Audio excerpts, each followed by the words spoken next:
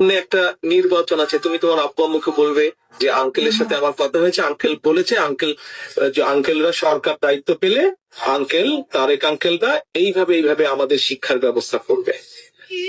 তারপরে তোমার আব্বু আম্মুকে তুমি চেষ্টা করবে, তোমার চাচা চাচি সবাইকে তুমি চেষ্টা করবে কনভিন্স করার জন্য যাতে ধানের শীষে ভোট দেয়।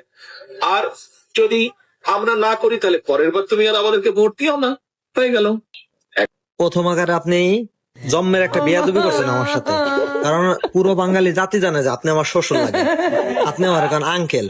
আচ্ছা যাই হোক, আঙ্কেল কইছেন লজ্জা শরমের খাতিরে, যা কইছেন কইছেন, সমস্যা নাই। কিন্তু আমার আব্বু আম্মু কইছে কি এইবার যে কই হোক ধানের শীষ মানে কোনো কিছু না, তারা নির্বাচনে ভোট দিতেই যাবে না, ডিরেক্ট করে দিছে। কারণ আপনি যে বাটপারে বাটপার, 18 বছর ধরে প্রবাসী, আপনি একটা টাকা রেমিটেন্স বাংলাদেশে পাঠান না, বরং ওরা বাংলাদেশের তেনেছেন।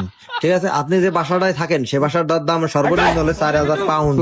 ঠিক আছে, ওই 4,000 পাউন্ড আপনার ইনকাম সোর্স হচ্ছে 400 পাউন্ড আপনি দেখাইছেন। দেখানোর পরে ওই 400 পাউন্ড আমার জায়মারে আপনি কত বড় একটা বিশ্ববিদ্যালয়ে পড়ায় উচ্চ শিক্ষায় শিক্ষিত করে ফেলাইছেন। বুঝলেন আপনি যে কত বড় টাউট বাট পারে, আমার বাপ মা না, আমার প্রতিবেশী না, পুরো বাঙালি জাতি জানে। ভুল করো মে আব্বা জান, আমি জীবনেও এই কথা করতে পারবো না। তাহলে ওই আব্বা আমার লাঠি আর আমার হোগা দুটো এক বানায় যাবে। ঠিক আছে।